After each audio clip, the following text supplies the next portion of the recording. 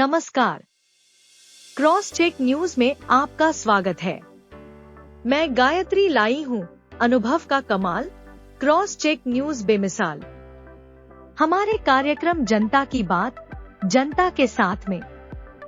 आइए आज जानते हैं रामपुर उत्तर प्रदेश में हमारे क्षेत्रीय प्रभारी मुरादाबाद अवधेश कुमार सिन्हा से कि आखिर क्या है रामपुर की जनता की बात दिलीप सक्सेना के साथ। रामपुर की जनता के लिए क्या है जरूरी? सम्मान, सुरक्षा, रोजगार या रामलला? तो आइए जानते हैं कि क्या है जनता की बात, जनता के साथ। आज हम दिलीप सक्सेना जी के साथ में उनके प्रतिष्ठान पर बैठे हुए हैं और चुनाव का शंखनाद हो चुका है। आज इसी से संबंधित उनसे कुछ चर्चा करेंगे और कुछ जानेंगे उनके जो उनका सफर रहा है यहाँ तक, जो आज अपनी कड़ी मेहनत करके वो इस स्थान पर पहुंचे हैं और कब आप किन किन गतिविधियों को पार करते हुए आप इस स्थान पर पहुंचे हैं और क्या क्या बीच में कठिनाइयां आई और उन कठिनाइयों को कैसे पार करते हुए आप यहाँ तक आए हैं, इसकी भी जानकारी लेंगे। तो बात करते हैं दिलीप सक्सेना जी से।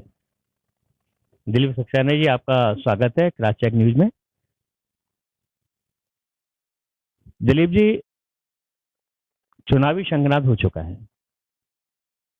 रामपुर में भाजपा से घनश्याम सिंह लोधी जी हैं, बहुजन समाज पार्टी से भी दानिश खां हैं और आपके समाजवादी ने जो है एक नए कैंडिडेट पे भाग अजमाया है।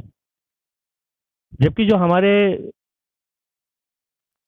मोहम्मद आजम खां जो इस समय जेल में हैं,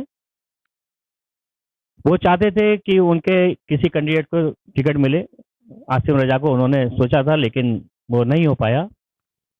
और पहली बार जब से चुनावी गतिविधियां चली हैं, 1950 में हमारा संविधान बना था और आज तक पहली बार ऐसा हो रहा है कि कांग्रेस जो एक राष्ट्रीय पार्टी है उसका कोई भी कैंडिडेट रामपुर से नहीं है, क्योंकि ये गठबंधन को सीट गई है। तो इसमें घनश्याम लोधी जी जो उपचुनाव जीते थे, उन्हीं पर भाजपा ने फिर सोचा है कि क्यों ना घनश्याम सिंह लोधी को ही दोबारा से टिकट दिया जाए और उन पर विश्वास जताया है। तो रामपुर के अंदर भाजपा की क्या स्थिति है? रामपुर के अंदर भारतीय जनता पार्टी काफी मजबूत स्थिति में मैं कहूंगा, क्योंकि गठबंधन में ये सीट समाजवादी पार्टी की हो गई है। नवाब परिवार का कोई इस बार चुनाव मैदान में नहीं है और इस गठबंधन से भारतीय जनता पार्टी पर कोई इसलिए असर नहीं पड़ता क्योंकि 2019 में भी समाजवादी पार्टी का और बसपा का गठबंधन था। कांग्रेस की आपको मालूम ही है स्थिति कितनी खराब रही थी। कांग्रेस के तो कुकर्मों का फल उनको मिल रहा है। जिस तरीके से कांग्रेस ने हमेशा से तुष्टीकरण की नीति अपनाई है, मुस्लिम समाज को हमेशा से वोट बैंक की तरीके से यूज किया उन्होंने, और कांग्रेस के जमाने में हमेशा दंगा फसाद आपसी नफरत का राजनीति का बोलबाला रहा। इसी प्रकार से समाजवादी पार्टी ने भी एक वर्ग विशेष को एक तुष्टीकरण की नीति के चलते बहुसंख्यक समाज का लगातार अपमान करने का काम किया। भारतीय जनता पार्टी के जो वर्तमान प्रत्याशी हैं श्री घनश्याम सिंह लोधी जी, वो सबसे बड़ा उनका प्लस पॉइंट ये है कि वे व्यक्तिगत रूप से बहुत मिलनसार व्यक्ति हैं।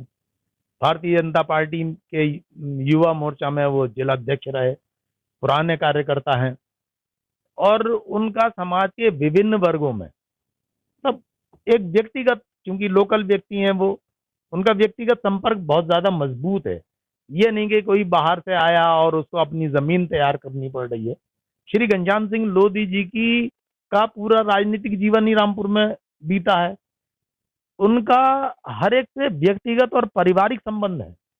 तो जहां तक एक ये सवाल आता है कि भारतीय जनता पार्टी की स्थिति क्या है, एक तो भारतीय जनता पार्टी की डबल इंजन की सरकार, विकास के नए नए आयाम भारतीय जनता पार्टी की सरकार ने, चाहे प्रदेश के उसमें ले लीजिए, परिप्रेक्ष्य में ले लीजिए, या केंद्र के परिप्रेक्ष्य में लीजिए, सबका साथ सबका विकास, महिलाओं के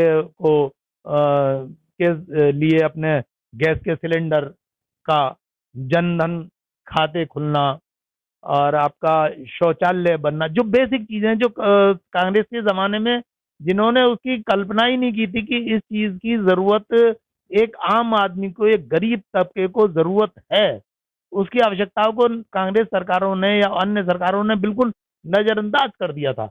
लेकिन भारतीय जनता पार्टी की सरकार ने महिलाओं का सम्मान की वजह से घर घर शौचालय बनवाए, कि नहीं तो महिलाओं को घर से बाहर शौच के लिए जाना पड़ता था। अब आप अंदाजा लगा लीजिए कि कितनी विकट परिस्थिति रही होगी कि कोई महिला को बीमार हो गई, उसको बार बार शौच के लिए जाना पड़ रहा है, और जंगल में जाना कितना खतरे की बात थी, उसकी इज्जत आबरू के लिए बड़ा यानी कि भय था।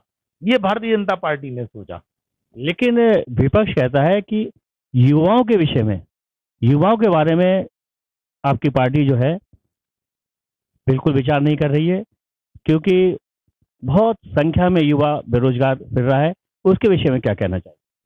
देखिए, अगर हम रोजगार के परिप्रेक्ष्य में देखें तो लोग अक्सर ये मानते हैं कि साहब गवर्नमेंट जॉब ही कोई आप रोजगार माने। मेरा मानना यह है कि अगर औद्योगिक रूप से देश की उन्नति होती है, इंफ्रास्ट्रक्चर डेवलप होता है, सड़कें बनती हैं, कल कारखाने बनते हैं, डेवलपमेंट होता है, तो उससे क्या रोजगार के अवसर पैदा नहीं होते हैं? जो आज भारी मात्रा में बच्चे इंजीनियर बने हैं, इंजीनियरिंग कॉलेज खोले हैं, मेडिकल कॉलेज खोले हैं, एयरपोर्ट खोले हैं, और आपका सड़कें बनी है, तो आज गांव के व्यक्ति, पहले गांव के व्यक्ति को जो छोटी से छोटी चीज लेने के लिए शहर में आना पड़ता था, आज गांव के पास ही जो चौराहे हैं वहां पर व्यापारिक गतिविधियां डेवलप हुई है, उससे रोजगार का सृजन नहीं हुआ है। अच्छा, जैसे कि आपने बताया कि घनश्याम लोधी जी की अपने अलग छवि है, लेकिन कुछ लोगों का मानना है कि घनश्याम लोधी जी पहले समाजवादी पार्टी में थे, समाजवादी पार्टी से आए हैं, तो उस हिसाब से देखा जाए तो थोड़ा सा ये भी जो आपके मेन भाजपा के कद्दावर नेता हैं आपके रामपुर में, कहीं ना कहीं ऐसा लगता है कि वो इस बात से खुश नहीं है कि इनको जो है एक समाजवादी पार्टी का इंसान आया, वो चुनाव जीत गया, ठीक है, लेकिन अब ये मेन चुनाव में भी उनको टिकट दे दिया गया। नहीं, ऐसा है। मूल रूप से तो घनश्याम जी लोधी, जैसे मैंने आपको पहले बताया कि भारतीय जनता पार्टी युवा मोर्चे के जिला अध्यक्ष रहे, मूल रूप से तो भारतीय जनता पार्टी के ही कार्यकर्ता हैं। और मैं आपको ये बताऊं तो भारतीय जनता पार्टी का डीएनए ऐसा है कि चाहे वो कहीं भी रह ले, उसकी जो सोच होती है, उसका जो कार्य प्रणाली होती है, वो भाजपा की ही रहती है। और भारतीय जनता पार्टी को कोई नजरअंदाज नहीं कर सकता, उसके संस्कारों को कोई नजरअंदाज नहीं कर सकता। तो वो ये कहना कि भारतीय जनता पार्टी के नेताओं में नाराजगी है, तो ये बिल्कुल बिल्कुल गलत है। तो ये कहें हम कि उनकी घर वापसी है? नहीं, घर वापसी नहीं, वो घर से बाहर थे ही नहीं। ऐसा था, उनको मौका ऐसा था कि इस एक तरीके से उनको कैप्चर किया दूसरी पार्टियों ने, लेकिन उनका उन पार्टियों की नीतियों से उनका मेल नहीं खाया, वो उसमें एडजस्ट नहीं हो पाए। समाजवादी पार्टी ने इस बार जिन कैंडिडेट पे दांव खेला है वो तुर्क बिरादरी के हैं और स्वार क्षेत्र के आप रहने वाले हैं। मैं तो पूरा नाम नहीं, मैं शॉर्टकट में हबीब साहब की बात करूंगा। और जो आपके पार्लियामेंट है उसके बराबर में एक बहुत बड़ी मस्जिद है, उसके आप इमाम भी हैं, और तुर्क बिरादरी आपके रामपुर में काफ़ी संख्या में है, तो उसका भी कहीं ना कहीं, और परंपरागत वोट जो आपके समाजवादी पार्टी का है, समाजवादी पार्टी का कहना है कि मुस्लिम वोट तो सिर्फ हमारा ही है और किसी का नहीं है, क्योंकि वो कहती हुई आई है। तो इसके विषय में आप क्या कहेंगे? देखिए, अब जो चुनाव होता है वो जाति, धर्म और संप्रदाय के आधार पर नहीं होता। दूसरी बात, जो इमाम साहब को जो टिकट दिया गया है वो समाजवादी पार्टी की एक बहुत छोटी सोच है कि साहब तुर्क बिरादरी के हैं, मुस्लिम है, समाजवादी पार्टी का जो वोट बैंक मुस्लिम समाज है, तो ऐसा बिल्कुल नहीं है। जिस तरीके से हमारी प्रदेश सरकार बगैर किसी भेदभाव के विकास कार्य कर रही है, वो किसी को मकान उपलब्ध हो रहा है, किसी को सिलेंडर उपलब्ध हो रहा है, जनधन खाते खाते खुल रहे हैं, या किसी भी हर प्रकार के डेवलपमेंट जो है वो बगैर किसी भेदभाव के मिल रही है। फिर इमाम साहब को तो अपनी दिल्ली में इमाम है, रामपुर छोड़े हुए एक जमाना हो गया, यहाँ के लोगों से उनका कोई संपर्क ही नहीं है। लोगों को मालूम है कि वो चुनाव में हारे या जीते, रामपुर में तो उनको रहना नहीं है। रामपुर में तो उनकी अवेलेबिलिटी, उनका जो उनकी पहुंच रामपुर की जनता से उनकी हमेशा से दूर बनी रहनी है। हमारे आदरणीय श्री घनश्याम सिंह लोधी जी पिछले 2 साल उनको सांसद बने हुए हो गई, और अब पूरे जिले का बच्चा बच्चा उन्हें जानता है, चाहे हिंदू हो या मुसलमान हो। हजारों लोगों के उन्होंने इलाज कराए हैं बगैर किसी भेदभाव के। तो भारतीय, फिर दूसरी बात, सबसे बड़ी बात यह है कि हमारी मोदी सरकार ने ट्रिपल तलाक का जो डिसीजन लिया है, ट्रिपल तलाक पे जो बैन लगाया है, तो हमारी मुस्लिम बहनें जो है वो उनके लिए बहुत बड़े राहत की बात है। आपको मैं बिल्कुल कहने में मुझे कोई झिझक नहीं है कि मुस्लिम समाज में जो जैसे जेंट्स वर्ग है जो कि कम पढ़ा लिखा वर्ग है, वो ट्रिपल तलाक को बड़ा प्रेफर करता है। कट्टरपंथी मौलाना है और इमाम है, ये इसके खिलाफ खुल के नहीं आते। अपनी माँ बहन बेटी के साथ में को अगर तलाक दे दी जाए तो यही लोग आंसू बहाते हैं, इनको ही तलाक देना बुरा लगता है, और खुद का नंबर आएगा तो तुरंत तलाक दे देंगे। अरे भाई, जो बहन बेटी आज दूसरे की है वो आपकी भी तो है। जो उसके साथ अन्याय अत्याचार का जब आप विरोध करते हैं, तो आपको तो सभी मुस्लिम बहनें हैं, उनका पक्ष रखना चाहिए, उनको कोई परेशानी न हो। अब तलाक के बाद में कितना खराब जीवन व्यतीत होता है, ये तो किसी मुस्लिम महिला से पूछो। ये बात तो आपकी सही है कि मोदी सरकार ने आपके मुस्लिम भाई बहनों के लिए ही बहुत काम किया। इसी कारण जो है आपका वोट बैंक भी 6 से 7% वोट जो है आपके विभिन्न चैनल बताते हैं, विभिन्न मीडिया में से बहुत सी चीज़ें आती हैं, जनता के बीच में से ही पता चलता है कि 6 से 8% वोट जो है आपको मुस्लिम का भारतीय जनता पार्टी को मिलने लगा है उनके, क्योंकि उन लोगों के लिए भी काम किया है इस कारण। तो हम उम्मीद करते हैं कि रामपुर में आपके लोकसभा के लिए भाजपा घनश्याम सिंह लोधी जो है इस समय सबसे आगे हैं। मेरा ये मानना है कि ये जो चुनाव है वो इस समय केवल घनश्याम सिंह लोधी जी का नहीं, रामपुर की जनता के प्रत्येक व्यक्ति का चुनाव बन चुका है। जब भारतीय जनता पार्टी के कैंडिडेट के रूप में श्री घनश्याम सिंह लोधी जी जीतेंगे, तो रामपुर के प्रत्येक घर का सदस्य, चाहे वो स्त्री हो चाहे वो पुरुष हो, जो विकास में विश्वास रखता है, उन्नति में विश्वास रखता है, तरक्की में विश्वास रखता है और शांति में विश्वास रखता है, सबका साथ सबका विकास में विश्वास रखता है, ये उसकी जीत होगी। राम मंदिर में 22 जनवरी को रामलला जी के मूर्ति का प्राण प्रतिष्ठा हो चुकी है। तो क्या ये राम का जो मंदिर बन के तैयार हो गया है और अभी पूर्ण रूप से तैयार नहीं है, इसका भी कुछ असर पड़ेगा वोट पे? देखिए, राम तो मैं हिंदुस्तान की बात नहीं कर रहा हूँ, राम तो इस जग के कर कण में व्याप्त है, और कांग्रेस का जो बुरा हाल है वो उनके रामद्रोही होने के कारण ही है। समाजवादी पार्टी के आज में जो कंफ्यूजन है कि टिकट बदले जा रहे हैं, कभी किसका टिकट, कभी उसका टिकट, कभी उसका टिकट, ये उनके दिग्भ्रमता का ही कारण है। राम के अस्तित्व को नकारना ही ये इनके ऊपर बहुत भारी पड़ने वाला है। जो राम के सहारे हैं, जो राम जिनके आधार राम है, उन्हीं का ही आधार मजबूत होना है, वो ही अपनी उन्नति और सशक्तिकरण के साथ आगे बढ़ेंगे, केंद्र में और प्रदेश में। और बल्कि आप ये समझ लीजिए कि जो मोदी जी का नारा है इस बार 400 पार, तो मेरा ये अटल विश्वास है कि इस बार कम से कम 435 लोकसभा की सीटें एनडीए को मिलने वाली हैं।